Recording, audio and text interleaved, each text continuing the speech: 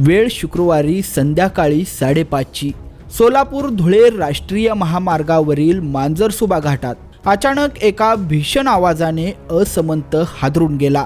अपघात के मृत्यूचा सापळा। नियतीने असा काही खेळ मांडला की काही क्षणात संपूर्ण महामार्ग जणू आगीच्या महासागरात बुडाला। नेमकं काय आहे हे संपूर्ण प्रकरण पाहण्यापूर्वी लगेचच एस प्राइम न्यूजला सबस्क्राइब करा आणि त्यानंतर बेल आयकॉन दाबायला मात्र विसरू नका। सोलापूरहून छत्रपती संभाजीनगरच्या दिशेने जाणाऱ्या एका डिझेल टँकरला पाठीमागून येणाऱ्या सुसाट कंटेनरने जोरदार धडक दिली। ही धडक इतकी भीषण होती की टँकर जागीच उलटला आणि काही क्षणात तिथे आगीचा ज्वालामुखी फाटला। टँकर हा डिझेलने पूर्णपणे भरलेला असल्यामुळे आगीने रौद्र रूप धारण केलं।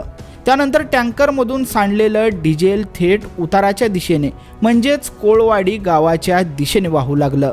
पण नुसतं डिझेल वाहत नव्हतं तर त्या डिझेल सोबत संपूर्ण रस्त्याला आग लागलेली होती आणि बघता बघता महामार्गाचा डांबरी रस्ता हा एखाद्या पेटत्या नदीसारखा दिसू लागला।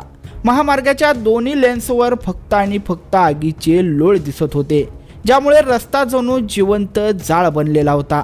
घटनेची माहिती मिळताच मांजरसुबा महामार्ग पोलीस, बीड ग्रामीण पोलीस आणि नेकनूर पोलीस देखील घटनास्थळी दाखल झालेले होते। मात्र समोरचं दृश्य पाहून अनुभवी पोलिसांच्याही अंगावर काटा आलेला होता। आगीवर नियंत्रण मिळवण्यासाठी बीड नगरपालिकेला पाचारण करण्यात आलं, पण त्यातून एक धक्कादायक वास्तव समोर आलं। बीड पालिकेचा अग्निशमन बंब हा खराब होता। ऐन आणीबाणीच्या वेळी मदत न मिळाल्याने तणाव हा अधिकच वाढलेला होता।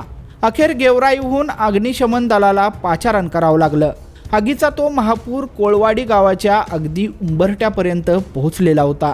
गावाच्या काही अंतरावरच सुदैवाने डिझेलचा प्रवाह हा थांबला होता, अन्यथा संपूर्ण गाव हे आगीच्या विळख्यात सापडलेलं असतं। या संपूर्ण थरारामुळे परिसरामध्ये भीतीचं आणि दहशतीचं वातावरण निर्माण झालेलं होतं। या भीषण अपघातामुळे महामार्गावरील वाहतूक तब्बल 2 तास पूर्णपणे ठप्प झालेली होती। आगीच्या त्या भयानक लोटांमुळे कोणालाही पुढे जाण्याची हिंमत होत नव्हती।